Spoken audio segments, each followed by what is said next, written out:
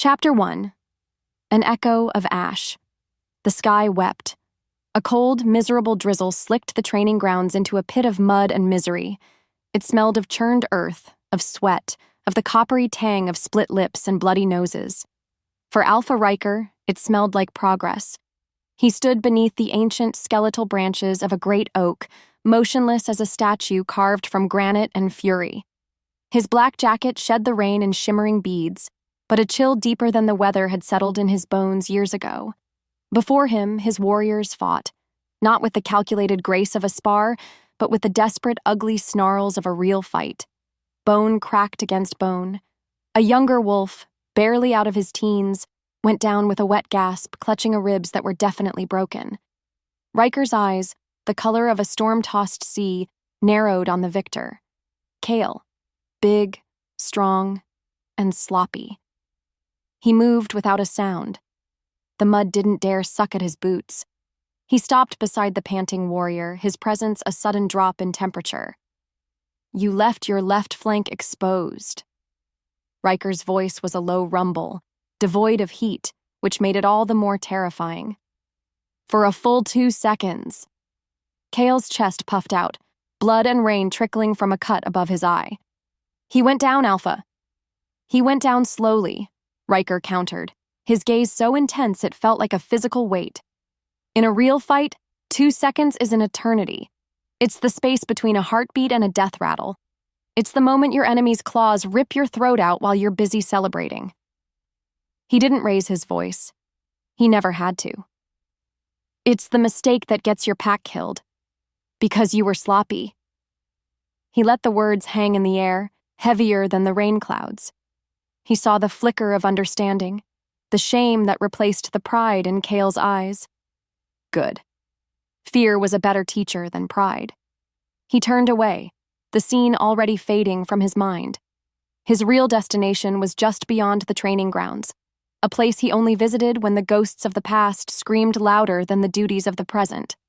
A simple, polished granite stone stood beneath a weeping willow. There was no name, just a date. The day his world had burned to ash. His father. He had been a kind alpha, a beloved leader. And his kindness had gotten him and 24 others slaughtered. They'd trusted a rival pack.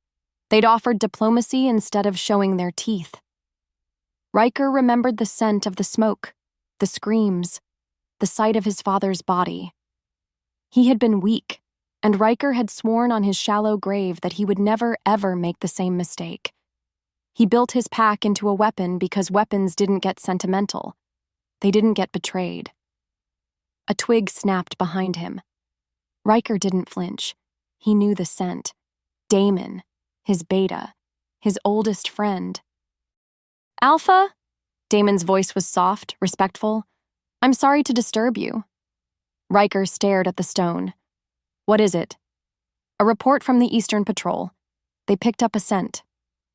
Damon paused, letting the weight of it settle.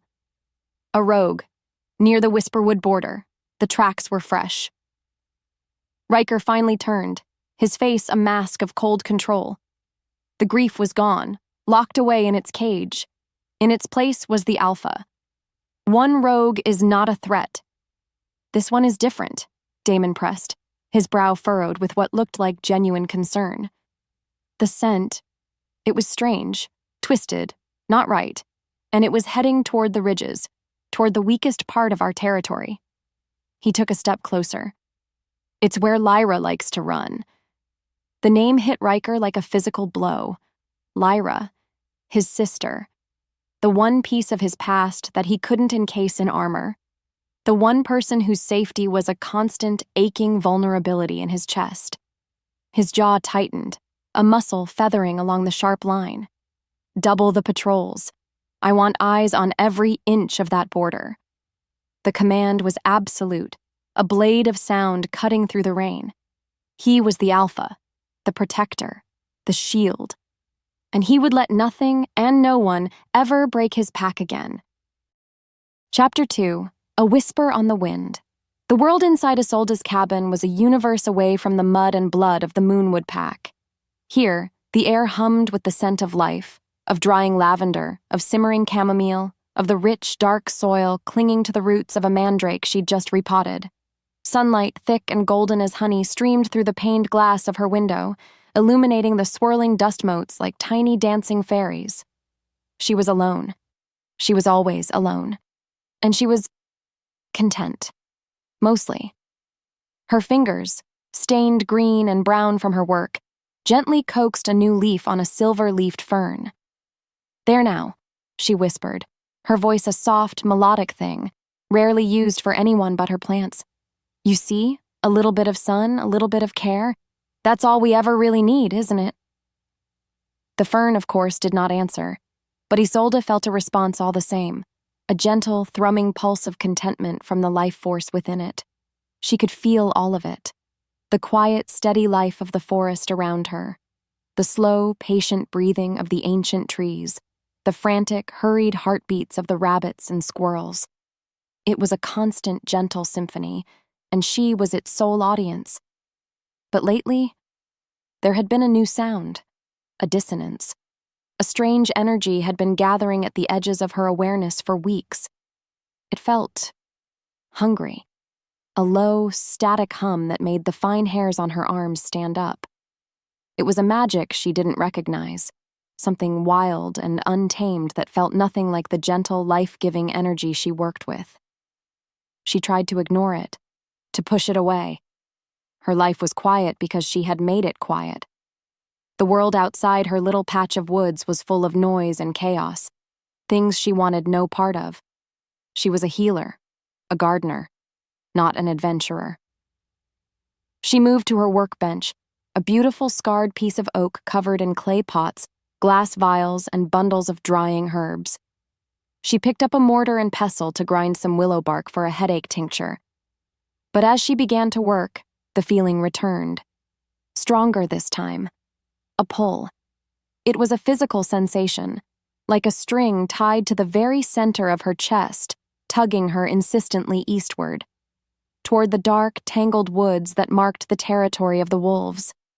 She shivered, her knuckles white around the pestle. She knew the stories. Everyone did. The shifters who lived in those woods were territorial, violent. A human, especially one like her, would not be welcome. She tried to focus on her work, on the rhythmic thump, thump, thump of the pestle crushing the bark. Ground yourself, she thought.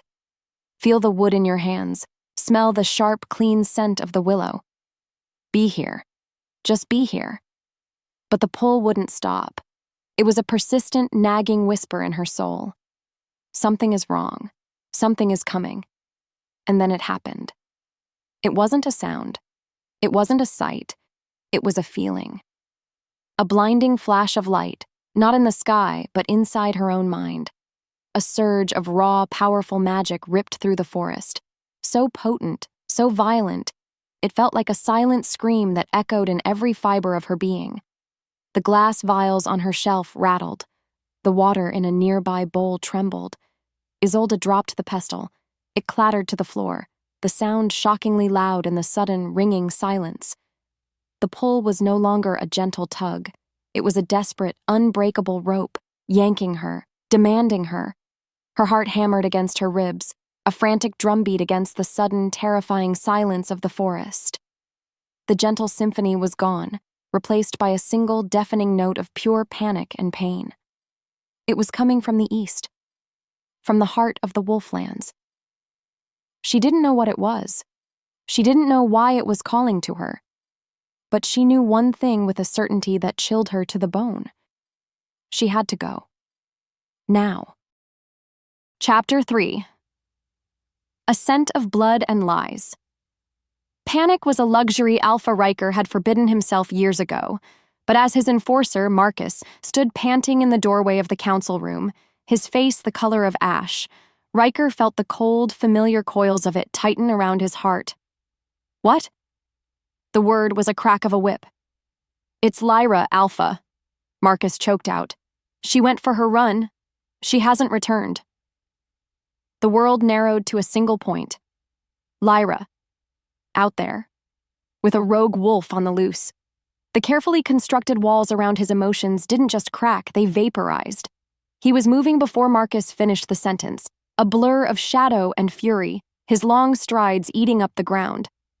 He shoved past the enforcer, his mind a roaring vortex of a single desperate thought. Find her. He hit the edge of the woods at a dead sprint, his senses exploding outward. The scents of pine and damp earth were overwhelmed by what he was truly searching for. There. Faint, but unmistakable.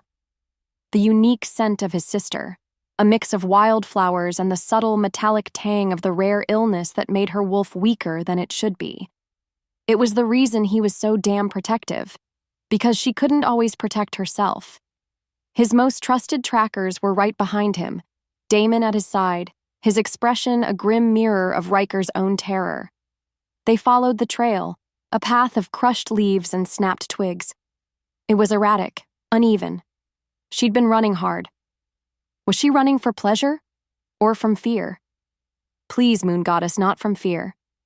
Then, the unthinkable happened.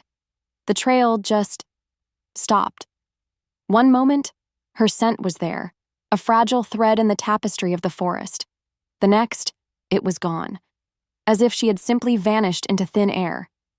How? Riker's voice was a raw growl. How is that possible? His trackers exchanged confused, frightened glances.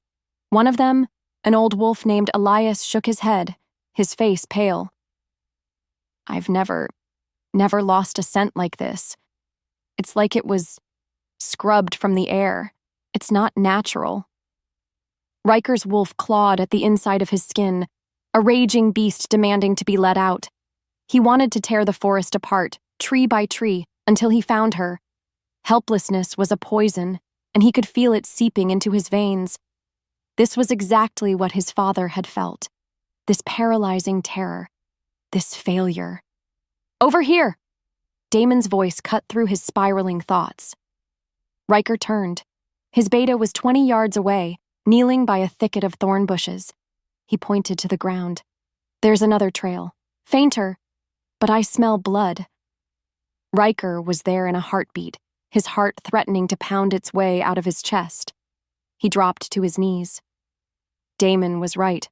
The scent was different, muddled. But underneath the stench of something dark and corrupted, he could smell two things that made his world tilt on its axis. Lyra's blood, and the cloying, sweet smell of unfamiliar magic. Witchcraft, Elias spat, the word a curse. No wolf could do this. This is dark magic. She was taken. The pieces clicked into place with horrifying speed. The rogue, the unnatural, twisted scent Damon had mentioned. The trail that vanished. The new one, laced with magic and his sister's blood. It was a calculated attack. An abduction. The rogue was just a distraction, or maybe a weapon wielded by someone far more dangerous. The trail leads this way, Damon said, his voice grim and steady. Toward the outer territories. Riker's mind was a storm of rage and grief. His carefully controlled world had been shattered, and his only focus was the person responsible. He would find them. He would make them pay. He would unmake their entire world and salt the earth where it once stood. This was his fault. He hadn't been strong enough, hadn't been vigilant enough. He'd let this happen. Again. They moved fast. A silent hunting party driven by their alpha's cold, simmering fury. The fabricated trail was a breadcrumb path of rage, leading them deeper into the woods, away from where Lyra had actually escaped. It led them toward a small, isolated clearing, and in the center of that clearing, smoke curled lazily from the chimney of a small stone cabin. The scent of that strange magic was thick here, clinging to the air like a shroud. It poured from the little house, a beacon of everything he now hated. His trackers slowed, looking to him for orders. But Riker didn't stop. His vision tunneled. All he saw was that cabin. All he smelled was the magic that had stolen his sister. He didn't feel the branches that whipped at his face. He didn't feel the burn in his lungs. All he felt was a singular, clarifying purpose, a promise of annihilation. He broke through the last line of trees, and a roar ripped from his throat. a sound that was not human, a sound of pure, undiluted alpha rage. It was a promise of the vengeance he was about to unleash upon the witch inside. Chapter 4. A Vow of Vengeance, a Scent of Fate. The roar was the sound of a soul tearing itself apart. It ripped from Riker's throat, a promise of death that echoed through the unnaturally quiet clearing. He didn't use the handle. His shoulder met the thick oak of the cabin door, and the world exploded in a shower of splinters and torn hinges. He was inside, a predator unleashed. His only thought was to find the witch who had taken his sister, to feel her life break beneath his hands. He saw a figure, a woman, her eyes wide with terror, small, fragile. He lunged, and then it hit him. The scent. It wasn't the cloying magic he'd smelled on the trail. This was something else, something that bypassed his rage and struck him straight in the soul. It was the smell of old books and dried lilac, of fresh rain on warm earth, of a crackling fire on a winter night. It was the scent of home, a home he'd never known he was missing. His wolf, the beast of fury and vengeance he'd nurtured for years, reared up inside him. Not with a snarl, but with a howl of pure, agonizing recognition. Mine. The word was a brand on his heart. Mate. His lunge faltered. He froze mid-stride, his muscles locked, his body caught in a war he didn't understand. His mind, the Alpha's mind, screamed at him. It's a trick, a glamour. She's using her magic to fool you. Kill her. But the wolf wept. Ours. Protect. Safe. Claim. His stormy eyes locked on hers. He saw not a cunning witch, but a terrified woman, a woman with eyes the color of moss after a long rain. Then he saw it, past her, on a small cot in the corner of the room. Lyra, not broken, not bleeding out. She was sleeping, a deep, peaceful sleep. A poultice of green herbs was carefully spread across the gash on her leg, and the angry red of the wound was already fading. She was safe. She was healing. The two realities crashed together in his head with the force of a tidal wave. The woman he had come to execute was the one destined to be his. The witch he had blamed for Lyra's abduction was the one who had saved her. Nothing made sense. The rage that had been his fuel for a decade sputtered, leaving behind a hollow, aching confusion. Who was this woman, and what had she just done to his world?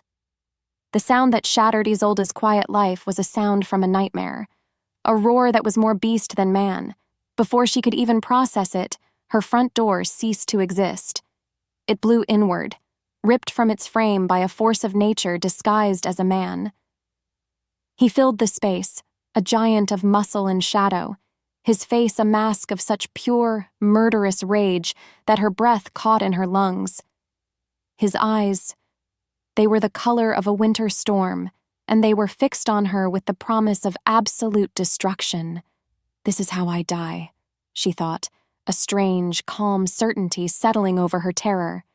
He moved, a blur of deadly grace. She braced for the impact, for the snap of bone, the end of everything. But it never came. He stopped just a few feet away, his body rigid, a war playing out across his handsome, terrifying features. The rage in his eyes was still there, but it was diluted. Something else was fighting its way to the surface. A flash of gold, a flicker of shock and pain. Isolde felt a bizarre jolt in her own blood, a hum that seemed to answer the thunder rolling off of him. A connection. It was insane. It was impossible. But it was there. She had felt him before he ever arrived. She started, her voice a pathetic little squeak. Your sister, she was hurt. I found her at the edge of the woods. I helped. He didn't seem to be listening. His gaze was locked on her, but it was as if he were seeing two different things at once. The monster, and something else entirely. Finally, his gaze flickered past her, to Lyra sleeping on the cot. He saw his sister, safe. The tension in his shoulders shifted but didn't release. He took a step forward. Isolde flinched back. He reached out and she squeezed her eyes shut. But instead of a blow, his hand closed around her upper arm. His touch wasn't brutal. It was possessive. A current of pure energy shot through her, hot and shocking, stealing what little breath she had left. "You're coming with me," he growled, his voice a low rumble that vibrated through her bones. His men were crowding the doorway now, their faces hard and suspicious. He turned to them, pulling her against his side. "She's not a prisoner," he announced, his voice carrying the undeniable weight of an alpha's command. "She's under my protection." Isolde looked up at him, bewildered. She saw the lie in his eyes, but she also saw a terrifying, confusing truth. He was still fighting a war inside himself, and somehow, she was the battlefield. Chapter 5. A House of Wolves. Being dragged into the Moonwood pack house was like being plunged into a sea of hostility. Isolde had lived her life in quiet solitude, surrounded by the gentle hum of growing things. This place was the opposite of life. It was a cacophony of simmering aggression. The air was thick with the smell of dozens of wolves, of damp fur, of roasting meat, and something else, something sharp and unwelcoming, distrust. It was aimed at her like 1,000 tiny daggers. Everywhere she looked, eyes followed her, cold, predatory eyes that saw her not as a person, but as an infestation. A thing that didn't belong. The man beside her, the alpha named Riker, was a confusing storm of contradictions. One moment his hand was an iron clamp on her arm, his body a possessive wall between her and his pack. The next, he was cold and distant, his jaw tight, refusing to even look at her. His hot and cold behavior was more terrifying than outright anger. The strange sickness that had been a quiet whisper in her veins for weeks was growing louder here. It felt like the weight of all their suspicion was feeding it, making the curse in her blood heavy and sluggish. It was a struggle just to stay upright. "Alpha," a smooth voice cut through the tension. A man stepped forward, handsome and smiling, though the smile didn't quite reach his dark, calculating eyes. He was the one they called Damon, the beta. "The pack is Carl concerned. You bring a human into our hall, after what happened to Lyra. Lyra is safe because of her." Riker's voice was flat, daring anyone to challenge him. Damon's smile widened. "Of course, but you must understand their fear. She smells of strange magic. Perhaps she could show us she means no harm. Help with the evening meal preparations. A simple gesture of goodwill." It was a test, a trap. Isolde knew it. But Riker gave a curt nod, releasing her arm as if he'd been burned. The sudden loss of contact left her feeling cold and terrifyingly exposed. A woman with a hard face shoved a heavy wooden tray of vegetables into her hands and pointed toward the kitchens. Isolde's hands trembled as she walked.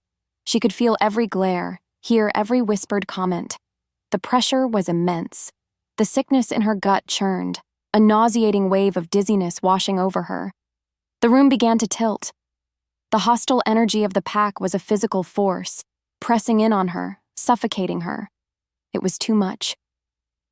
Riker watched her walk away, and his wolf paced restlessly under his skin. It hated letting her go. It wanted to pull her back, stand over her, and snarl at anyone who dared to look at her. He violently suppressed the urge. He was an alpha. He had to be in control. But control felt like a distant shore, and he was lost in a raging sea. He felt the pack's judgment. He was their leader, their unbreakable shield, and he had just brought a potential threat into their home, acting on an instinct he couldn't explain or justify. Every fiber of his being screamed that she was his mate. But his mind, the mind shaped by his father's bloody death, screamed that trust was a fool's game. He couldn't reconcile the two, so he chose to do nothing. He chose to be the cold, distant alpha. It was safer. He could feel her fear through the bond that was already snapping into place between them. It was a faint, trembling thread, but it was there. Her terror felt like sandpaper scraping against his own nerves. It was infuriating because he didn't know how to fix it. He couldn't show her softness. That would be weakness, and he had sworn he would never be weak again. So he turned his back on her, engaging Damon in a conversation about patrol schedules, pretending his world hadn't just been shattered and remade in the last hour. He tried to focus on his duties, on the familiar weight of his responsibilities as Alpha. But it was like trying to ignore a fire raging in his own house. Everything in him was screaming her name. Then he heard the sound, a sharp gasp, followed by the deafening crash of wood and ceramic shattering on the stone floor. Silence descended upon the great hall. A heavy, suffocating silence. Riker turned. His heart stopped. Isolde was standing there swaying, her face as white as bone. The tray lay in pieces at her feet, food scattered across the floor. A child near the kitchen started to cry. From the corner of the room, a low, menacing growl rumbled from the chest of one of his senior warriors. The disgust in the room was a palpable thing, a thick, oily poison. And it was all aimed at her, at his mate, at his. Chapter 6. The Alpha's Choice. The sound of the crash was a physical blow to Riker. He saw the scene in a horrifying slow-motion clarity. Isolde, pale and trembling, the shattered remains of the tray, the pack's collective judgment hardening into open hostility. He saw the sneer on Kyle's face. He heard the low growl rumbling in the corner. They were looking at her like she was filth, like she was a stray dog that had wandered into their den. And in that moment, the war inside him ended. One side won, decisively. It wasn't the Alpha, the cold, calculating leader who weighed every decision for the good of the pack. It wasn't the grieving son who saw betrayal around every corner. It was the wolf. The primal, possessive beast that lived in his soul rose up with a roar that was silent but shook him to his very core. Mine. The thought was not his own. It was a command from a power far older than reason. Protect. Mine. He didn't think. He simply acted. Before anyone could say a word, before Kale's sneer could fully form, before that growl could escalate, Riker was moving. He crossed the great hall in 3 long, silent strides. The pack parted before him like the sea before a storm. He reached Isolde just as her eyes began to roll back in her head. Her knees buckled. He caught her. He didn't just steady her. He swept her up into his arms, lifting her as if she weighed nothing at all. The contact was a jolt of lightning through his system. She was so fragile, so small against his chest. He could feel the frantic, frightened flutter of her heart against his ribs. He tucked her head against his shoulder, instinctively shielding her from the prying, judgmental eyes of his own people. A collective gasp went through the hall. He could feel their shock, their disbelief. He could see it on Damon's face, a flicker of something that looked suspiciously like fury before it was masked by surprise. Riker didn't care. He looked down at the woman in his arms, at the dark smudges of exhaustion under her eyes, and a feeling he hadn't allowed himself to feel in a decade washed over him. A fierce, terrifying protectiveness that had nothing to do with duty and everything to do with her. He had made his choice. He just hadn't realized it until this very second. Ignoring the stunned silence of his pack, he turned and strode toward the stone staircase that led to his private wing. He was breaking every rule, every tradition. And Alpha's chambers were his sanctuary. No outsider was ever permitted. But she wasn't an outsider. His wolf knew it. And right now, the wolf was in charge. Humiliation burned on Isolde's skin. The world was spinning, the faces of the wolves blurring into a gallery of disgust. She heard the growl. She felt their hatred. She expected to be cast out, to be hurt, to be punished for her weakness. Instead, she was falling. And then, she was caught. She found herself lifted off the ground, cradled against a chest as hard and unyielding as a mountain. She looked up, dazed, into Riker's face. The storm was still in his eyes, but it wasn't aimed at her anymore. It was aimed at the world, at anyone who dared to threaten her. She saw something there she never would have expected. Pure, undiluted possession. She felt the shock ripple through the room as he carried her. She was the fuse. He was the flame. And they had just started a fire in the heart of his pack. The dizzying weakness was overwhelming, the curse a leaden weight pulling her down into darkness. She could only cling to him, the one solid thing in her collapsing world. He carried her up a flight of stone stairs and down a quiet, torch-lit hallway. The heavy scent of pine and old leather and him, it was all around her. He stopped in front of a massive oak door and pushed it open with his shoulder. He carried her over the threshold. The door clicked shut behind them, the sound echoing in the sudden, profound silence. The noise of the pack, the weight of their hatred, the tension of the hall. It all vanished. It was just them. He didn't put her down immediately. He just stood there in the center of the vast, fire-lit room holding her. The air between them crackled, thick with unspoken questions and a raw, undeniable energy. The strange connection she'd felt in her cabin, the hum in her blood, it was no longer a whisper, it was a deafening roar. It was the only thing she could hear in the entire world, and it was terrifying. And it was beautiful. Chapter 7. Cages of Stone and Skin. The heavy oak door clicked shut, and the sound was as final as a prison gate slamming. The sudden, suffocating silence in the room was a living thing. It pressed in on Isolde from all sides. For a long moment, Riker just stood there, holding her, his chest a solid wall of muscle and heat. The air between them was electric, a storm of things unsaid, of feelings unnamed. It was fear. It was confusion. And it was something else. A deep, resonant hum that vibrated from him to her and back again, a current connecting two shores that had never meant to meet. Finally, with a strange, almost hesitant gentleness, he set her on her feet. The loss of his warmth was immediate, leaving her cold and unsteady. The room was a cage, no matter how grand. Dark, polished wood gleamed in the firelight. The scent of old leather, of wood smoke, of him, filled every corner. It was a space built for a predator. All sharp angles and heavy shadows. She felt like a mouse in a lion's den. Her fear was a frantic bird beating its wings against her ribs. She needed space. She needed to breathe air that wasn't saturated with his overwhelming presence. She took a clumsy step back, then another, her eyes wide as she scanned for exits that weren't there. Her hip bumped against the hard corner of a massive desk. A sharp sting of pain shot up her arm. "Don't!" His voice was a low growl, rough as gravel. She froze, thinking he was angry at her for touching his things. But when she dared to look at him, the rage was gone from his eyes. In its place was something else, an intense, focused darkness that was somehow more unsettling. His gaze was fixed on her arm. Riker watched her retreat, and it felt like a physical blow.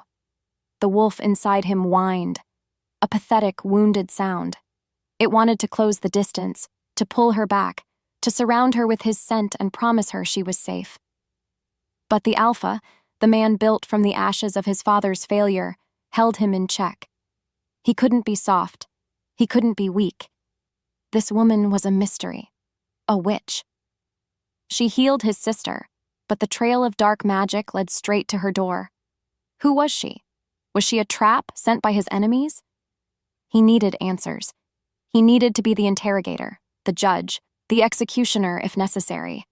He was supposed to be in control, but the scent of her, the feel of her small frame in his arms, it was shredding his control, piece by painful piece. Then he saw her stumble. He saw the flash of pain on her face. He saw the thin line of red welling up on the pale skin of her forearm. Blood. Her blood. A snarl ripped from his chest before he could stop it. A possessive, feral sound. The sight of her injury, no matter how small, ignited a firestorm in his gut. An instinct older and more powerful than reason screamed at him to go to her, to lick the wound clean, to destroy whatever had dared to harm her. Even if it was just a piece of furniture. But before he could take a single step, he saw her do something that made the world stop. She cradled her injured arm. Her head bowed, and she whispered something. The words were too quiet to hear, a murmur like the rustle of dry leaves in the wind. Her fingers pressed against the cut. For a fleeting second, a soft, ethereal green light glowed beneath her skin, warm and gentle as new spring growth. She pulled her hand away, and the cut was gone. Not healing, not scabbed over. It was simply gone. The skin was flawless, as if the injury had never happened. Riker stared, his mind refusing to process what his eyes had just seen. He had seen pack healers mend wounds, a process that took time, energy, and still left scars. He had never seen this. This was not the simple magic of herbs and poultices. This was something else, something pure and powerful and utterly terrifying. His suspicion and a reluctant, dangerous sense of awe crashed together inside him. The open loop of her mystery had just become a chasm. What was she, and what did a creature with power like that want with him and his pack?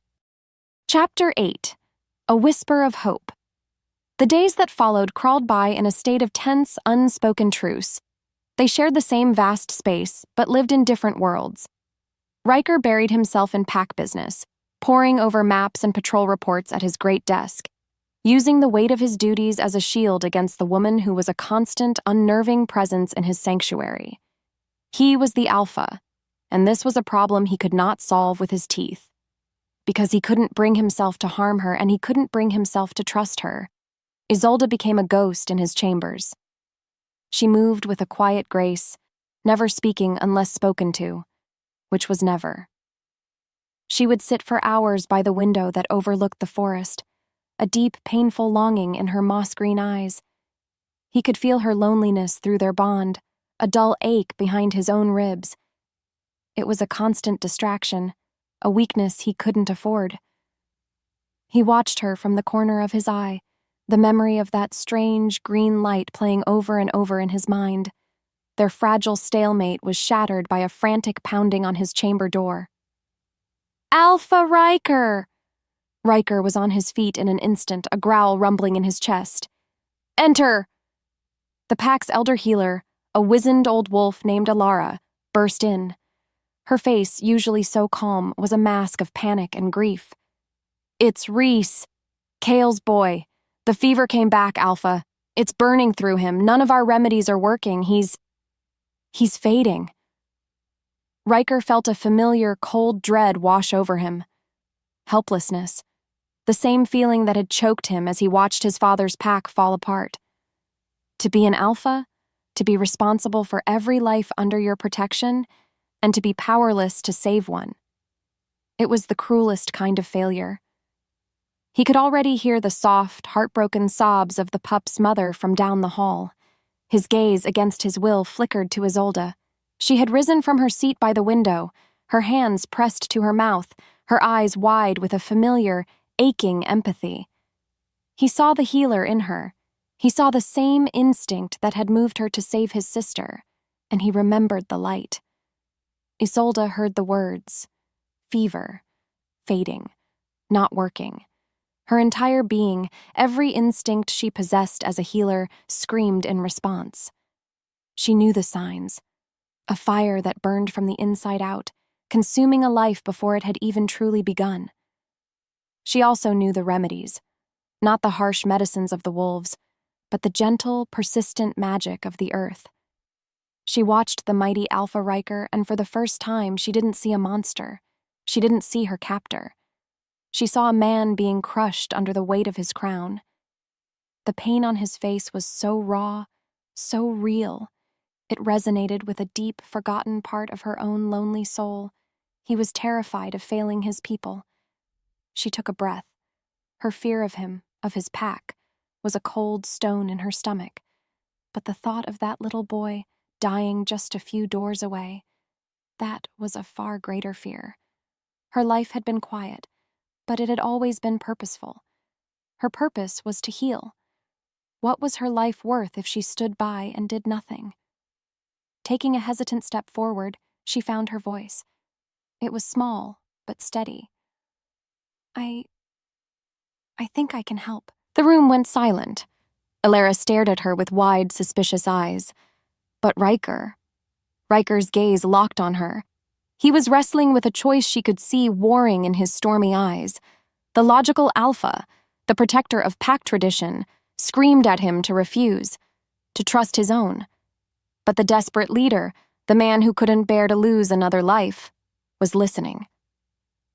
She saw the moment the decision was made, the moment he chose to gamble.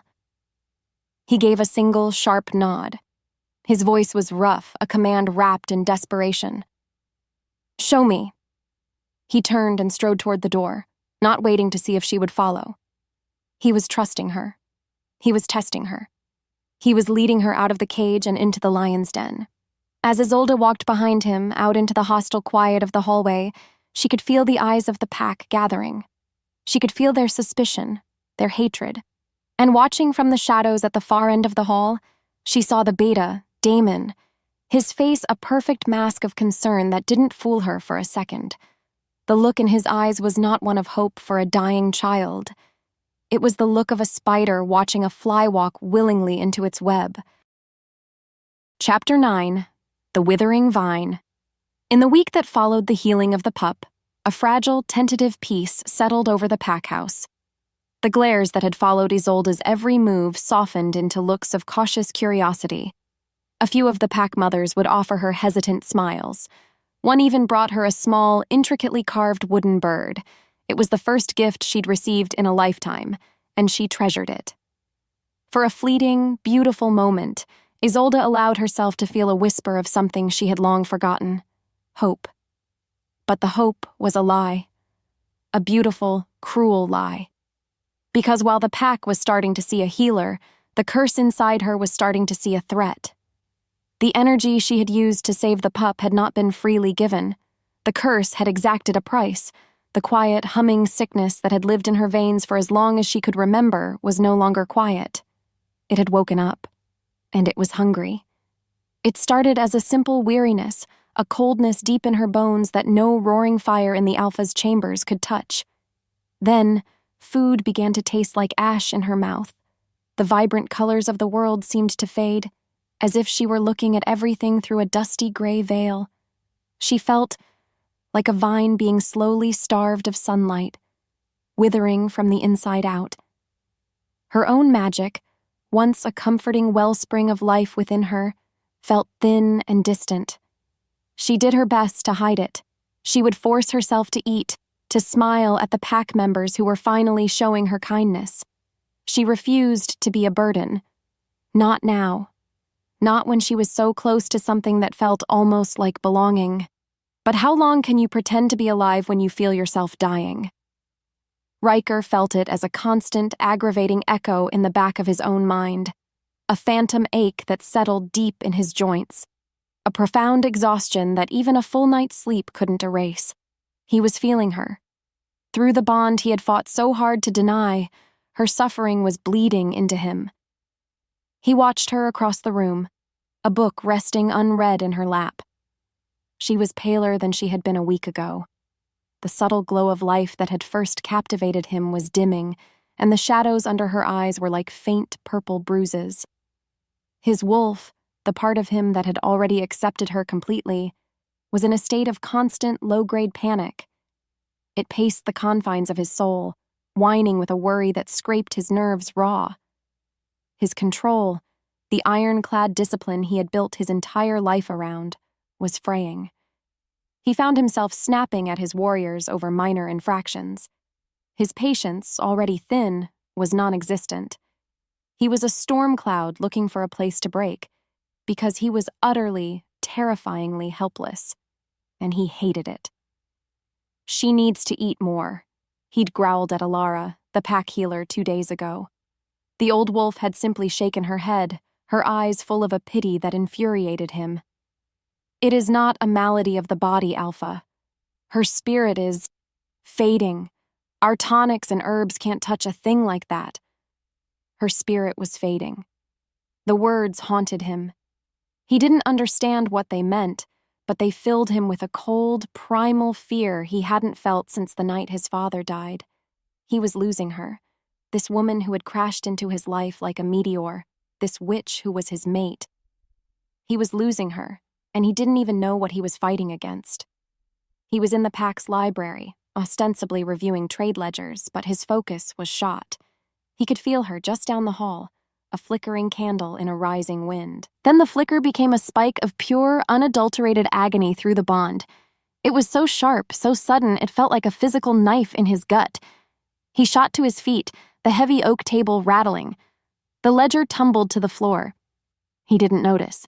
He was already moving, drawn by the invisible string of her pain, his heart hammering against his ribs with a single desperate thought.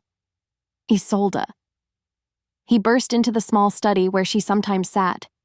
He was just in time to see her rise from her chair, her face a mask of shock and pain before her legs gave out from under her. The world went black at the edges for her, a final, silent scream echoing in her soul as she fell. He crossed the room in a single, desperate lunge, catching her before she hit the unforgiving stone floor.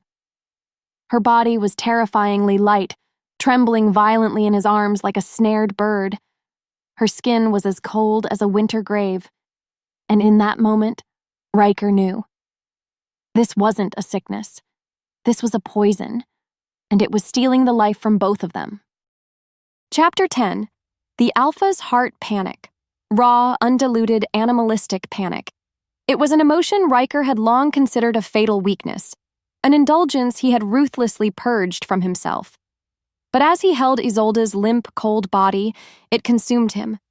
Her breathing was a shallow, pathetic whisper against his chest. Her life was guttering out like a candle flame, and all he could do was watch. "Alara!" His roar was a desperate, broken thing. "Get in here! Now!" He carried her back to his chambers, his long strides frantic. He laid her down on the dark furs of his bed, and the sight of her, so pale and still against the black fur, shattered the last remaining pieces of his iron control. This was not a witch's trick. This wasn't a test. This was death, a patient predator, circling his mate.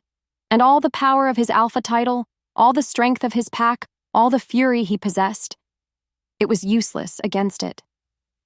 In that moment, everything else burned away. The suspicion, the resentment of the bond, the years of trauma that taught him to trust no one. It all turned to ash. And from those ashes rose a single, terrifying, undeniable truth. He loved her. He didn't know how. He didn't know when. But he loved this quiet, gentle witch with a ferocity that eclipsed the sun, and he was not going to let her go. His wolf howled in his soul, a sound of pure, heart-wrenching grief. But beneath the grief was a desperate, ancient knowledge. A legend. A myth whispered about only in the oldest of tales. The ultimate sacrifice.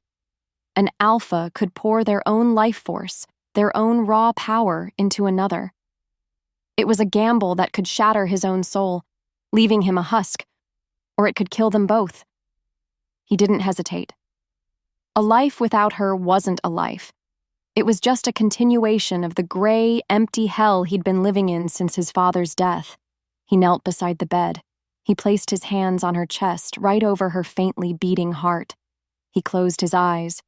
He reached deep inside himself, past the rage, past the grief, to the core of his power, the living, breathing heart of the Alpha. And with a guttural cry that was both a prayer and a command, he pushed. Isolde was drowning. She was sinking into a cold, silent, black ocean. The curse was a chain of ice wrapped around her soul, pulling her down into a peaceful, welcoming oblivion. It would be so easy to just stop fighting. So easy to just sleep. But then, a light. It started as a tiny spark deep within her, a single defiant ember in the crushing darkness. Then, with the force of a supernova, it exploded. It was a tidal wave of warmth, of life, of pure, untamed power. It was him. It was his strength, his energy, his very soul rushing into the empty, dying spaces inside her. The sensation was overwhelming. It was the sun on your face after a lifetime of winter. It was the first clean breath after nearly drowning. It was life, raw and unfiltered and magnificent. The icy chains of the curse didn't break, but for the first time she felt them loosen their grip. The cold receded. The darkness fled. She could breathe. She felt him. Not just his power, but him. His pain, his grief for his father, his crippling fear of failure. And under it all, a love for her so fierce and bright it brought tears to her eyes. Their souls didn't just touch. They slammed into each other, merging, weaving together until she couldn't tell where she ended and he began. A wave of pure energy erupted from them, a silent shockwave that made the very stones of the castle tremble. Riker gasped, feeling the backlash, but it wasn't painful. It was purifying. He felt her light, her gentle healing magic, flooding the dark and broken corners of his own soul. It didn't erase his scars, but it balanced them. For one breathtaking, infinite moment, his darkness was met with her light, and they were whole. He knew, with a certainty that was as real as the beating of his own heart, that the curse was real. Their bond was real, and it was the only weapon they would ever have. Just as the brilliant halo of energy around them began to fade, the heavy chamber door creaked open. The oldest elder of the pack, a wolf named Gideon, whose eyes held the wisdom of a century, stood in the doorway. He wasn't surprised. He wasn't shocked. His ancient face was a mask of deep, knowing sorrow. He looked at them, at Riker's hands still resting on his oldest chest, at the undeniable power still humming in the air between them. His voice was like the rustling of ancient, brittle leaves. "So," he rasped, "the twin blood bond has awoken. The curse has chosen its generation." Chapter 11. The Alpha's Vow. The elder Gideon's words fell into the silence of the room like ancient stones, heavy with the weight of a history Riker had never known. Twin blood bond, the name of their affliction, the name of the curse that had been slowly killing Isolde while fueling his own rage. Riker looked at her, truly looked at her, and saw not a witch or a mystery, but the other half of a shattered whole. The curse wasn't just in her. It was in them. Gideon's voice was a dry rasp, telling a story of a forgotten time, an Alpha's daughter, a witch of light, betrayed by the man she loved. In her grief, she had cursed their bloodlines, twisting the sacred mate bond into a parasite, a bond that would link a descendant of her light with a descendant of his darkness. The curse would feed on the darkness, the rage, the trauma, the pain, and to fuel it, it would drain the life, the light, from the other. "It is a curse of hatred," Gideon finished, his old eyes filled with a deep sadness. "It can only be broken by an act that is its opposite, an act of pure trust, of absolute forgiveness." The words settled in Riker's soul and solidified into a terrifying, unshakable resolve. For years he had honored his father's memory by nurturing his own darkness, sharpening his rage into a weapon to protect his pack.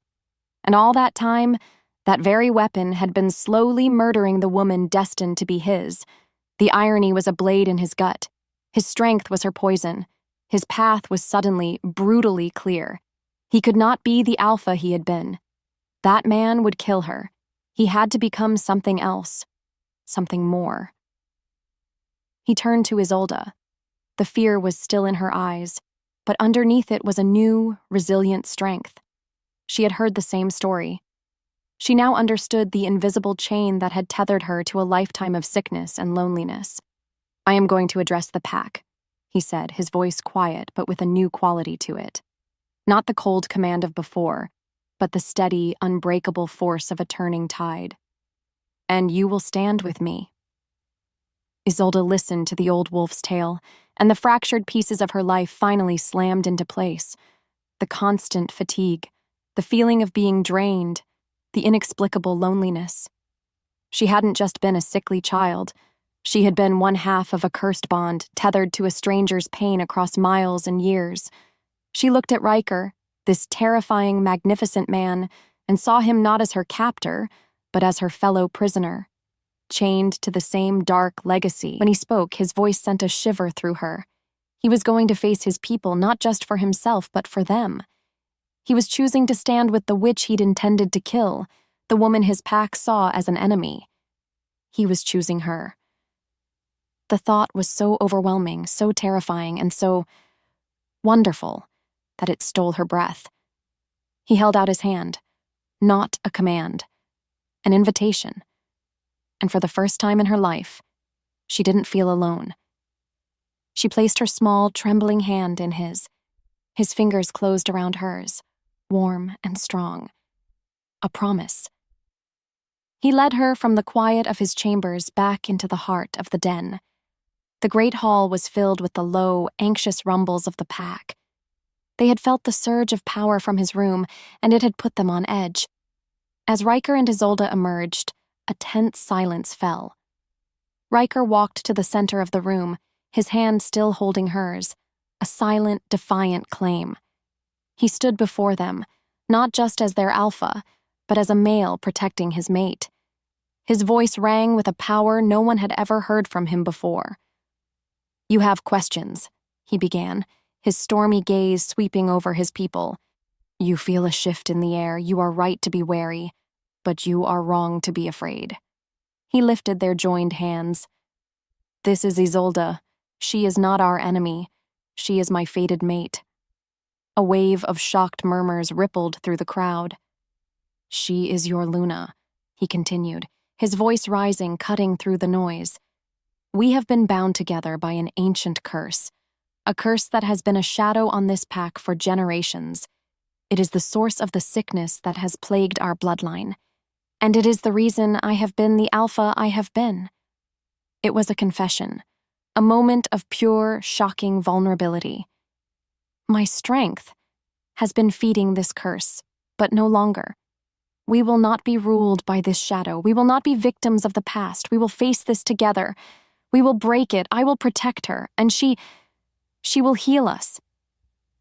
He looked down at Isolde, and for the first time, he let his pack see the fierce, undeniable love in his eyes. It was a vow, a public, unbreakable vow. In the back of the crowd, Damon watched, his face a perfect mask of impassive loyalty. But his eyes were chips of black ice, burning with a cold, murderous fury. His carefully laid plans were turning to dust. The Alpha was healing. The Key was bonding with him. It was all going wrong. As the pack stared, stunned into a mixture of awe and confusion, Damon slipped away, a ghost fading into the shadows of the hallway. He had one last card to play. A poison for a poison. Chapter 12. The Poisoned Well. The dawn that followed Riker's vow brought with it not hope, but a new kind of terror. The pack was in turmoil, a sea of confused whispers and anxious glances. Some looked at Isolde with a newfound respect, others with a deeper, more profound fear. But their internal debate was cut short by a cry of alarm from the courtyard. Wolves were sick. Not the lingering illness of the curse, but a violent, fast-acting sickness that left them weak and trembling, their breath coming in ragged gasps. It started with the warriors who'd taken the first drink of the morning from the pack's central well, but within an hour, a dozen more had fallen ill, their mates and pups crying in fear. The wellspring, the very heart of the pack's life, had been poisoned, and every single suspicious eye turned to Isolde. The whispers started again, this time venomous and sharp. The witch did it. A trick to gain our trust. She's weakening us for an attack. The fragile bridge of acceptance she had taken a single step onto had just been burned to the ground. She stood beside Riker, the hatred of the pack a physical force pushing her away, and the cold tendrils of despair began to creep back into her heart. Had she been a fool to hope? But then she looked at Riker. He stood like a mountain between her and the snarling faces of his people. His trust in her was absolute, a silent, unshakable shield, and it gave her the strength to fight. "Let me see," she said, her voice clear and steady. She knelt by the stone edge of the well, ignoring the growls. She didn't need to taste the water. She held her hand over it, closing her eyes, reaching out with the part of her that was more than just human. The magic in the water was dark, twisted. Wolfsbane, yes. But it was laced with something else. An accelerant. A hateful, corrupted magic designed to kill. Alpha, you must see the truth. Damon was at Riker's side, his voice ringing with false sorrow, loud enough for everyone to hear. She has fooled you. We welcomed a viper into our home, and now she strikes. Riker's pack was on the edge of a riot. His beta was inciting it. The old Riker, the one ruled by suspicion, would have dragged Isolde to the cells himself.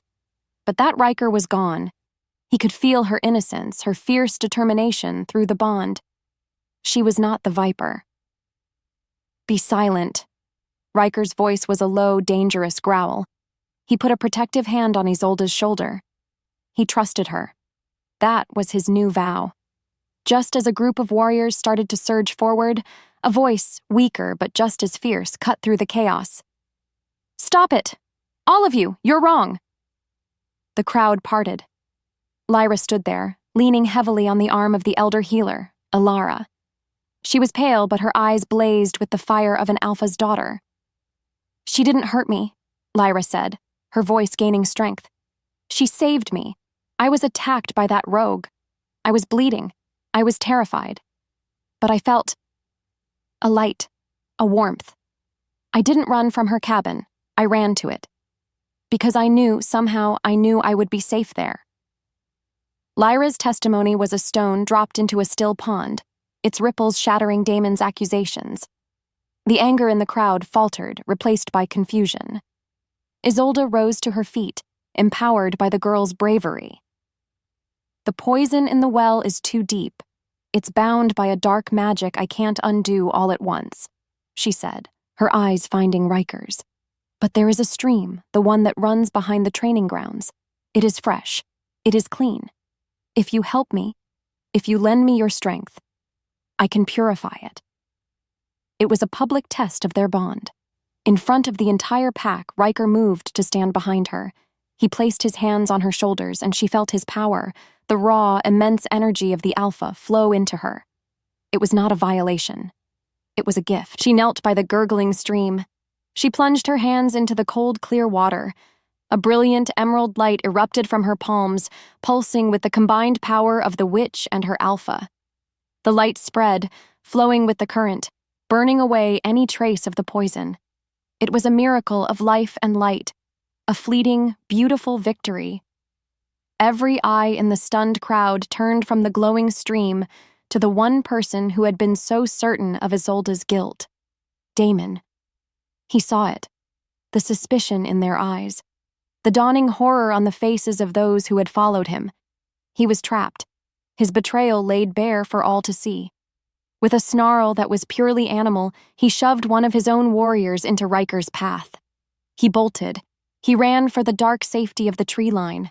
Just before he was swallowed by the shadows, he put 2 fingers to his lips and let out a piercing, unnatural whistle. It wasn't a signal to his pack. It was a call to an enemy. Then he was gone. But the promise of his signal hung in the air, a terrifying omen of the battle that was to come. Chapter 13.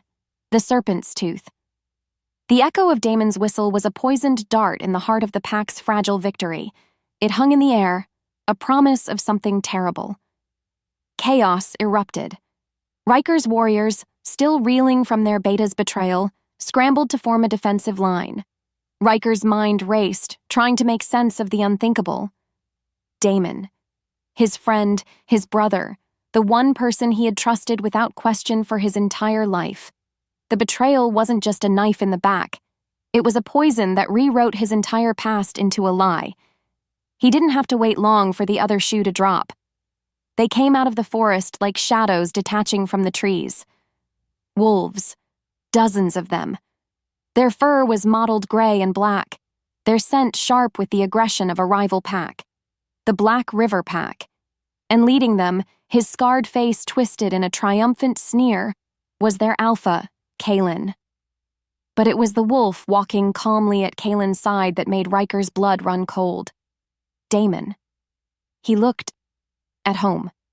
He belonged there. The site was so fundamentally wrong, so completely alien, that for a moment, Riker's mind simply refused to accept it. Then the attack came. The world exploded into a symphony of snarls, the wet tear of claws on flesh, the sickening crunch of bone. Riker met the charge, his grief and rage twisting into a deadly, focused fury. He fought like a cornered god, a whirlwind of black fur and flashing claws, his only thought to protect the woman who stood behind him. He was the shield. He would not break. He saw Damon across the fray, watching, not fighting. Just watching, a clinical detachment in his eyes. This was his plan. All of it. The rogue wolf, the masked scent, the poison. Every step had been perfectly calculated, because he had known every weakness Riker possessed. Isolde's world was a blur of violence and terror. One moment she was a healer, a beacon of hope. The next, she was huddled behind a wall of raging fury as Riker tried to hold back the tide of a war she didn't understand. She felt utterly, terrifyingly useless. The air was thick with so much hatred, so much bloodlust that it choked her own magic, making her feel weak and sick. She saw wounded Moonwood wolves go down, and her healer's instinct screamed at her to help. She tried to focus, to summon the gentle green light, but it was like trying to light a candle in a hurricane. The sheer brutality of the scene was a poison to her gentle power. The fighting seemed to swirl around a central point of calm. Riker, Kaelin, and Damon, the traitor. As if by some unspoken signal, the chaos receded, leaving the three of them in a tense, snarling standoff in the center of the clearing. Riker's chest was heaving, his body covered in blood. Some his, some not. "Why?" he roared, the single word filled with a universe of pain and confusion. "I trusted you. You were my brother." Damon actually laughed. It was a cold, ugly sound, completely devoid of the warmth she'd once heard in it. "Brother?" he sneered, his handsome face twisting into a mask of pure contempt. "No, I was your keeper, your father. He was a good man, and his goodness got him and half his pack slaughtered. I watched you, a pup full of fire and grief, and I saw a perfect weapon, a leader who could be forged in hatred, who would never make the same mistake. I guided you. I sharpened your rage. I helped you become the cold, ruthless alpha this pack needed to survive." He took a step forward. "Everything was perfect. You were the fist, and I was the brain. But then she came." His cold eyes landed on Isolde, and she felt a chill that had nothing to do with the air. The little key, the witch from the prophecy destined to break the curse. You were supposed to kill her, but you felt for her. You started to heal. You were becoming your father all over again. Weak. Damon's final words were a dagger aimed straight at Riker's deepest wound. "I didn't betray you, Riker. I tried to save you from yourself, just like I tried to save your father when I told Kaelin's father exactly where he'd be that night." The confession hit Riker with the force of a physical blow. The betrayal was so absolute, so monumental, it shattered his reality. His father's death, his whole life, a lie. He stumbled back, his eyes wide with a pain that went beyond comprehension. And in that moment of weakness, Kaelin and his warriors struck, a blur of gray fur and flashing teeth. Riker tried to fight back, but his strength, his will, his very soul had been broken. He went down under a wave of bodies, a choked, defeated cry torn from his throat. Chapter 14. An Echo of Silence. The fighting stopped. As quickly as it had begun, an eerie, unnatural silence fell over the clearing, broken only by the pained whimpers of the wounded. Riker was on the ground, pinned beneath two of Kaelin's largest warriors, his face pressed into the dirt and blood-soaked leaves. He wasn't fighting back. "Riker!" Isolde's scream was a raw, ragged tear in the quiet. She tried to run to him, to do something, anything, but a hand like an iron vice clamped down on her arm. Damon. He yanked her back, his touch brutal and cold. The friendly, charming mask he had worn for so long was gone, revealing the ugly, reptilian cruelty that had been hiding underneath all along. "Don't be a fool, little Key," he hissed, his breath foul against her ear. "He can't help you. You belong to a winner now." He began to drag her away, toward Kaelin, who was watching with a hungry, triumphant look in his eyes. Isolde struggled, pulling against his grip, her heels digging uselessly into the soft earth. But it was no use. She was a bird in a serpent's coils. Her eyes were locked on Riker. She saw the devastation on his face, the utter, soul-deep brokenness. It was the look of a king whose castle had crumbled to dust around him.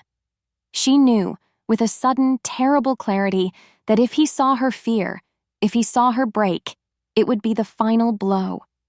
It would extinguish the last spark of the great alpha he was. So she did the hardest thing she had ever done in her life. She stopped struggling. She made herself go still.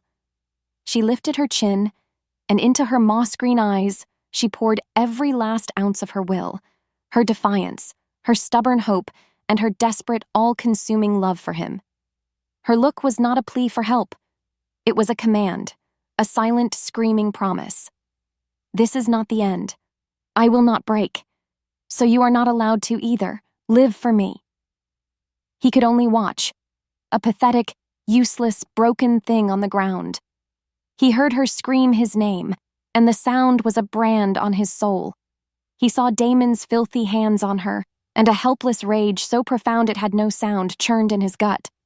He strained against the weight of the wolves pinning him, but his muscles wouldn't obey. His strength was gone, bled out not by wounds, but by the poison of Damon's words. "I told them where he'd be." The phrase echoed in the shattered ruins of his mind. His father's death wasn't a tragedy of weakness. It was a calculated assassination. And the man he called brother was the architect. His entire life, every brutal training session, every cold command, every sleepless night spent honoring a ghost, it had all been a lie. A grand, cruel puppet show. And Damon had held all the strings. He had failed. In the end, he was just as weak as he'd always believed his father to be. He had been outsmarted. He had been broken. He had lost his pack, his past, and now he was losing his mate. He met Isolde's gaze as they dragged her away. He was expecting to see the terror he felt reflected in her eyes. He was expecting tears, begging.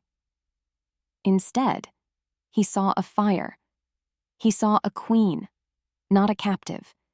He saw a resolve so fierce and bright it momentarily stunned him. It was a look that didn't ask for rescue but demanded his survival. It was a tiny, impossible spark of light in a universe of absolute darkness. It wasn't enough to stop the despair that was rushing in to drown him. But it was something to hold on to as the water closed over his head. He watched until she disappeared between the dark, silent trunks of the trees. Her captors retreated, taking their victory with them. The Black River wolves released him, leaving him in a heap on the ground. Riker lay there, amidst the wounded and the dying, the sole survivor of his own private apocalypse. The world was muted, gray. The sounds of pain and grief from his pack were a distant buzz. For the first time since he was a pup, his wolf was silent. Not snarling, not howling, not pacing, utterly, terrifyingly still. It was crushed by a despair so total, so absolute it had no voice. He was truly, completely alone. A king of ashes. Chapter 15.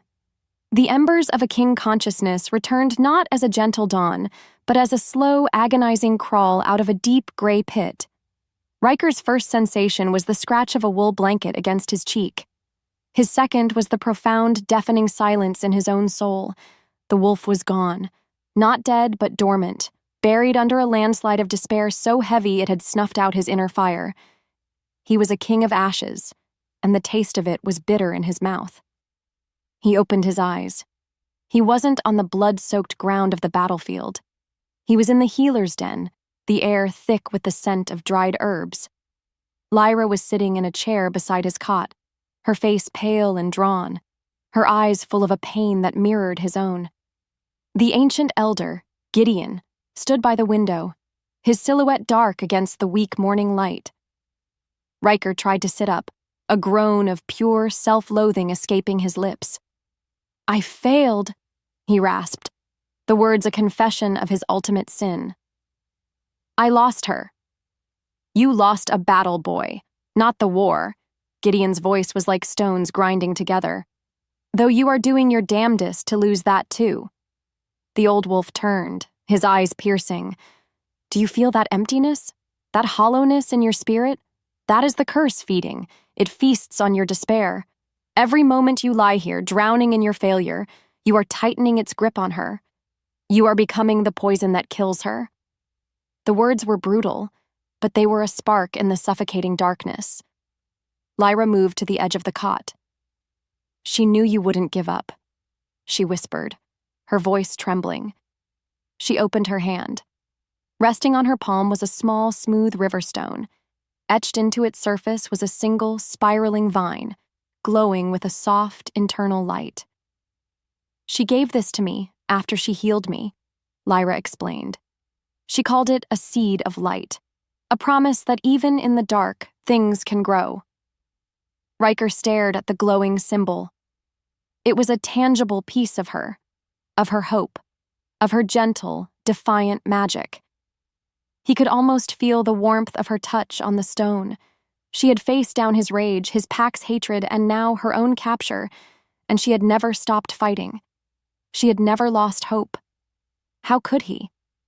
The despair didn't vanish, but deep within the ashes of his soul, a single tiny ember began to glow. He was done fighting for vengeance. He was done being the ruthless alpha his trauma had created. That man had failed. He would have to become someone else, the man she believed him to be. Isolde sat in a cage of luxury. The room Kaelin had given her was filled with furs and silks, but the windows were barred, and the door was guarded by 2 hulking wolves. Kaelin, the rival alpha, brought her food on silver trays, his eyes filled with a greedy, possessive light. He saw her as a trophy, a source of power to be conquered. But it was Damon who truly terrified her. He would visit her, his smile a cold, clinical thing. He would ask her questions about her magic, about the curse, trying to understand how to wield her as a weapon. Through the bond, she felt Riker. For the first day, his presence had been a crushing wave of despair, a cold, empty void that had terrified her more than her captors. But then, something had shifted. The overwhelming grief had receded, replaced by something new. A single, steady point of warmth. It was small, but it was there. A flicker of resolve. She reached into a small pouch hidden in the folds of her dress and pulled out a matching river stone, its surface smooth and dark. Closing her eyes, she poured every ounce of her own hope, her own light, into it. A desperate, silent prayer across the miles. I am here. I am waiting. Do not let your fire go out. Riker pushed himself out of the cot. His movements were stiff, pained, but they were no longer the movements of a defeated man. The hollowness was still there, but the ember of purpose was growing, fed by the image of that glowing stone. He would not be the curse's weapon. He would be its end. He looked at his sister, his eyes clear for the first time in a decade. Gather the loyal, he said, his voice a low, steady rumble that held a new kind of power. Tell them their alpha is not dead yet. Chapter 16. A Pack of Lions. The great hall was a hollow, wounded thing, half empty. The air was thick with the smell of blood and fear. But standing before Riker was not the whole of his pack. It was the heart of it. Lyra stood at his side. Ilara, the healer, was there, her face grim but resolute. Kyle, the warrior Riker had once shamed for a moment of weakness, stood at the front, his expression unreadable. Behind them were a dozen more, the silent hunters, the steadfast guards, the ones whose loyalty had never wavered, not to the title of Alpha, but to the spirit of the pack. They were few, but they were strong. The old Riker would have given them a speech full of fire and vengeance. He would have given them orders, expecting them to be obeyed without question. That Riker was a ghost. This new Riker did something far more terrifying. He made himself vulnerable. Damon was right about one thing, he began, his voice quiet, yet it carried to every corner of the hushed hall. My father's kindness was seen as a weakness, and after he died, I swore I would never be weak. I built my reign on fear and rage, because I believed it was the only way to keep you safe. He took a breath, meeting the eyes of each wolf before him. I was wrong. He told them everything, about the twin blood bond, about the curse that fed on his darkness and drained Isolde's light. He told them how his own rage, the very shield he had used to protect them, was the weapon that was killing their Luna. He did not ask for their pity. He did not make excuses. He simply laid his broken soul bare for them to see. I cannot defeat them as the alpha I was, he finished, his voice raw with a humility they had never heard before. That man is a part of this curse. I can only win as the man my mate needs me to be, and I cannot do it alone. I am not asking you to follow my orders. I am asking you to fight with me, as family. Silence. A thick, heavy silence. Then Kyle stepped forward.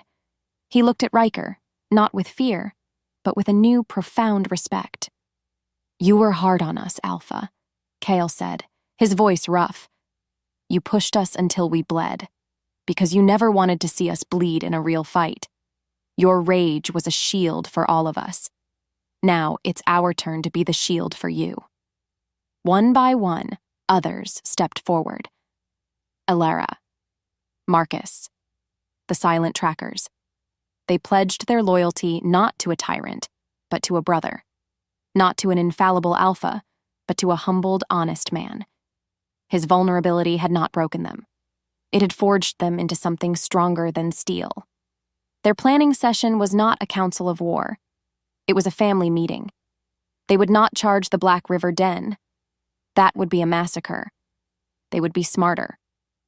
Elara knew of a combination of herbs that could mask their scents from even the sharpest nose.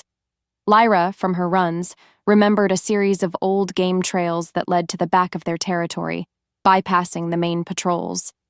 Their strategy was not to conquer. It was a rescue mission. The goal was simple: get Riker to Isolde. Because their bond, now that he had embraced it, was their most powerful weapon. They would move like ghosts, a small, deadly pride of lions, not a charging herd of bulls. As the moon rose high in the sky, Riker stood before his small band of warriors. They were few, but they were his true pack. He was no longer a king of ashes. He was their alpha. For our Luna, he said, his voice calm and clear. And together, they melted into the shadows of the forest, the hunt for their queen finally beginning. Chapter 17. The Scent of a Storm. The forest at night was a different world. A world of secrets and shadows. Under the dim light of the crescent moon, Riker and his small team moved with the silence of ghosts. The herbs Elara had given them worked like a charm, cloaking their scents in the smells of damp earth and crushed pine, rendering them invisible to any patrols. For the first time in 10 years, Riker's mind was completely, utterly clear. The constant, simmering rage that had been his companion for so long was gone. In its place was a calm, cold focus. A perfect clarity. Every snap of a twig, every rustle of a leaf, every shift in the wind was a piece of information he processed with an efficiency he had never known. His rage had made him strong, yes, but this purpose, this made him lethal. They crossed the invisible line that marked the border of the Black River Pack's territory. The air changed. It felt heavier, tainted with the scent of aggression and old blood. And then he caught it. It was faint, a mere whisper on the wind, but it was as unmistakable to him as his own heartbeat. Lilac and old books. Isolde, his wolf, silent for so long, stirred within him. Not with a roar, but with a low, deep hum of pure focus. But her beautiful scent was tangled with something else, the foul, coppery stench of Kalen's ambition.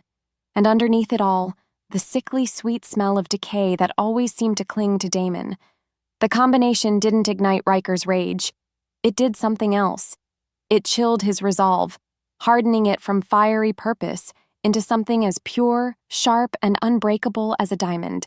He knew what he was fighting for. He knew what he was fighting against. And he knew, with every fiber of his being, that he would not fail. He was getting closer.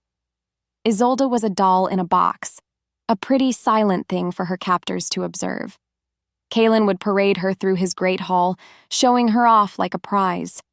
Damon would continue his quiet interrogations, his questions becoming more pointed, more dangerous, as he tried to pry the secrets of her magic from her mind. "The curse makes you a key little witch," he'd said, his voice a silky threat. "But a key is useless if you don't know which lock it opens. Tell me." She resisted. She built walls of quiet defiance in her mind. She gave them nothing. Her strength came from the bond. The crushing despair that had flooded her connection to Riker was gone. In its place, she felt a steady, determined warmth, a beacon in the darkness. It was no longer a desperate ember. It was a growing flame. He's coming. The knowledge was a secret she held in her heart, a shield against their threats and their promises. She was sitting by the barred window of her room, looking out at the moon, when she felt it. A sudden sharp pulse through the bond, a flare of his presence. He was no longer miles away. He was close, so close. Hope, so fierce and sharp it was almost a pain, flooded her. "Hurry," she prayed, her hand clutching the smooth, dark stone in her pocket. "I'm here." Riker and his team crept to the edge of the tree line. Before them lay the Black River encampment. It was a fortress. A rough-hewn wall of sharpened logs encircled a compound of hastily built structures. Guards patrolled the perimeter, their snarling faces illuminated by the flickering torchlight. In the center of it all was the Alpha's lodge, a large, brutish building from which the scent of Isolde, Kaelin, and Damon emanated most strongly. The odds were impossible. Suicidal, even. A dozen wolves against 50 or more. But Riker felt her. He felt her sudden spike of hope through the bond, a silent answer to his arrival. It was a call, a confirmation, a plea. She was in there. She was waiting. He looked at Kael, at Marcus, at the handful of loyal warriors who had followed him into the heart of the enemy's den. He saw no fear in their eyes, only the same grim, diamond-hard resolve that he felt in his own soul. They were outnumbered. They were outmatched. But they would not be outfought. He raised his hand, the moonlight glinting off his claws. He gave the silent, simple signal. Advance. Chapter 18. The Heart of the Curse. The night exploded in chaos. On the far side of the Black River encampment, a storehouse erupted in a brilliant plume of fire, a diversion orchestrated with perfect timing. Shouts of alarm and confusion split the air. In that moment of distraction, Riker and his lions moved. They were a blade of shadow and purpose, slicing through the disorganized defenses, their goal singular and absolute. The Alpha's lodge. Riker was the tip of the spear. He didn't roar. He didn't waste energy on displays of rage. He was a silent, focused storm. He burst through the heavy doors of the lodge, his eyes instantly finding her. Isolde. She was flanked by 2 hulking guards, their hands clamped on her arms. Standing before her, a smug, possessive look on his face, was the rival Alpha, Kaelin, and beside him, the serpent himself, Damon. "Right on time," Damon sneered. Kaelin let out a low, rumbling growl. "You are a fool to come here, Moonwood. You are outnumbered. Your pack is broken." "My pack is stronger than you could ever imagine." Riker's voice was a low, calm promise of violence. He charged. Kaelin met him, a clash of 2 alphas that shook the foundations of the room. They were a blur of claws and teeth, a brutal dance of power. But Riker was not the same wolf he had been. His movements were not fueled by the wild, sloppy rage of his past. They were precise, controlled. Every block, every strike had a purpose, to close the distance to his mate. He was a shield, not a berserker. "He's mine," a familiar voice snarled. Kael, Riker's warrior, slammed into Damon, intercepting the traitor before he could flank his alpha. Their own bitter battle erupted in the corner of the room, a personal vendetta finally being settled. Isolde felt the eruption of violence, and the curse inside her screamed with delight. It was a creature of hatred, and this was its feast. She felt the ancient, vengeful spirit of her ancestor rise up, whispering poison in her soul. Hate them. Let them destroy each other. This is justice. The darkness was seductive, a comforting blanket of old pain. But through the bond she felt something else. She felt Riker. It wasn't the storm of his old rage. It was a steady, warm, and unwavering light. A love so pure and focused, it was a shield against the encroaching shadows. He was fighting for her, not for vengeance. He was protecting, not punishing. And in that moment, she knew what she had to do. You couldn't fight a shadow with more shadows. You had to turn on the light. She closed her eyes, shutting out the physical battle raging around her. She turned her focus inward, to the ancient, wounded spirit of the betrayed witch who had started all of this. Instead of fighting it, instead of building walls against its pain, she opened her heart to it. She didn't try to silence the ancestor's grief. She listened. She felt the sting of betrayal, the agony of a broken heart, the bitter poison of a love curdled into hatred. And she answered it not with defiance, but with a wave of pure, unconditional empathy. I understand, she thought, the message a gentle whisper across the centuries. You were hurt, but your pain has become a cage for others. It is time to let it go. It is time to heal. She sent a wave of forgiveness flooding back through the bloodline. Forgiveness for the man who had betrayed the witch, forgiveness for the centuries of pain, and forgiveness for herself, for a lifetime of loneliness she hadn't understood. It was the key. A light, brilliant and pure white erupted from her. It was not a violent explosion, but a gentle, silent wave of pure grace. It washed through the room, through the walls, through every person present. The curse, a thing forged of shadow and hatred, could not exist in its presence. It didn't scream or fight. It simply dissolved, like a bad dream upon waking. Kaelin, whose own dark power had been secretly amplified by the ambient hatred of the curse, suddenly faltered. The unnatural strength drained from his limbs, leaving him confused and suddenly mortal. In that split second of weakness, Riker moved. He disarmed the rival Alpha, slamming him to the ground, his claws at Kaelin's throat. But he did not kill. The white light faded, leaving the air in the room feeling clean, fresh, and new. The battle was over. Riker shoved Kaelin aside and rushed to Isolde, his heart in his eyes. Chapter 19. Scars and Salves. The aftermath of the battle was strangely quiet.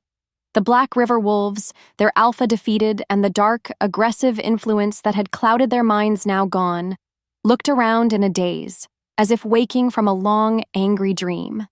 Riker's small, loyal pack moved with quiet efficiency, disarming their rivals and tending to the wounded, on both sides. It was the first official act of Riker's new reign, but Riker saw none of it. His world had narrowed to the woman standing in the center of the room, her spirit shining brighter than any star. He reached her, his hands hovering for a moment, before gently cupping her face, his thumbs tracing the soft curve of her cheeks. "Are you all right?" he asked, his voice rough with emotion. "I am now," she whispered, her hand coming up to cover his. The bond between them was calm. The constant, painful static of the curse was gone. In its place was a steady, warm, and profoundly peaceful connection. It was a quiet river, not a raging storm. A true mate bond, purified. A flurry of motion came from the doorway. "Riker! Isolde!" Lyra rushed in, her face beaming. She was no longer pale or weak. The breaking of the curse had severed the last lingering tendrils of the illness that had plagued her. She was vibrant, whole. She threw her arms around both of them in a fierce, joyful hug. Riker held his mate and his sister, the two halves of his heart, and looked out at the scene. He saw the faces of the defeated wolves, the cost of the fight, the long road ahead. And he felt not the triumphant fire of a victor, but the heavy, humbling weight of a true leader. He pulled back slightly, his gaze locked on Isolde. In front of his sister, his most loyal warriors, and the defeated alpha of a rival pack, he did the one thing the old Riker would have rather died than do. He showed his scars. "I'm sorry," he said, his voice clear and strong, leaving no room for misunderstanding. "I'm sorry for my blindness, for my rage, for ever treating you like a prisoner when you were the one who was here to set me free. I was a broken man, Isolde, ruled by the ghosts of the past, and your light, your strength, you saved me from myself." He took a breath, sealing his vow not with a command, but with a humble truth. "I love you."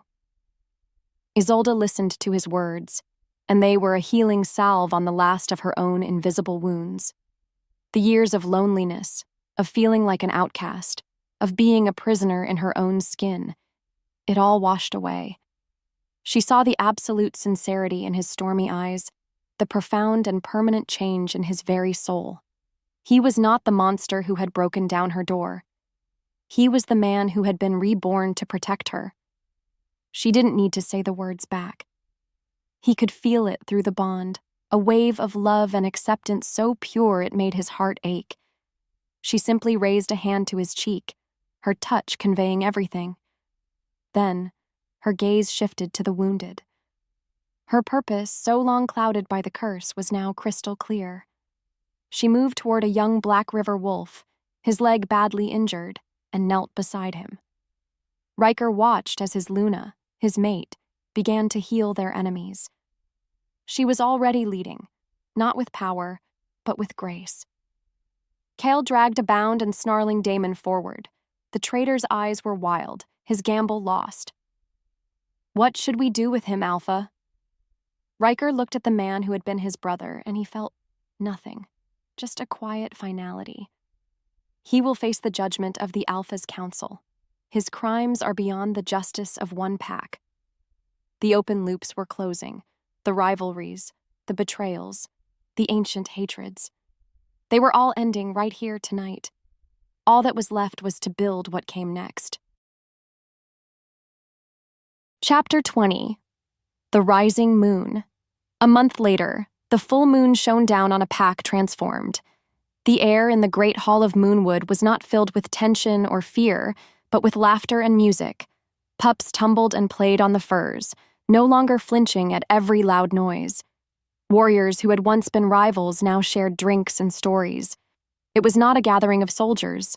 It was a celebration of family. Riker stood on the Alpha's dais, Isolde's hand held firmly in his. He looked out at the faces of his people, and his heart was full. The ghosts were still there, but they were quiet now. Their pain was a part of his story, a scar that reminded him of the man he had been, not a wound that dictated the man he was. He was not an alpha of fear. He was an alpha of peace. He had finally brought his pack the safety his father had always dreamed of. Not just safety from attack, but the safety to be happy. Isolde stood beside him, her presence a calm, steady light. She was no longer an outsider. She was the heart of the pack. The wolves came to her not just for her healing touch, but for her gentle wisdom, her quiet strength. The profound loneliness that had been her only companion for her entire life had vanished, replaced by the warmth of 1,000 new connections. She looked at Riker, her mate, her partner, her love, and she knew she was finally, truly home. The bond between them was a quiet, beautiful song in their souls, a perfect harmony.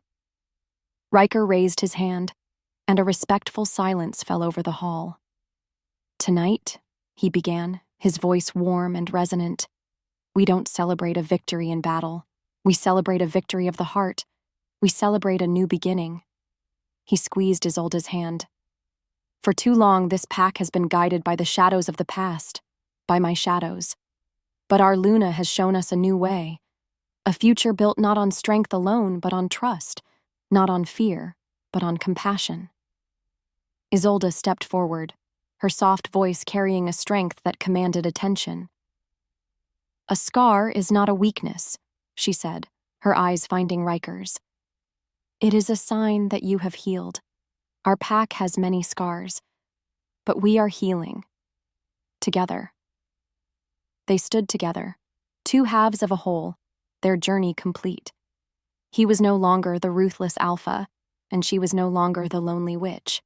He was the just leader, the loving mate, the healed man. She was the revered healer, the beloved Luna, the woman who had found her home. They had faced a curse born of hatred and vengeance, and they had answered it with a love born from forgiveness and trust. Looking out at their thriving, happy pack under the light of the rising moon, they knew they had not just broken a curse. They had forged a new legacy,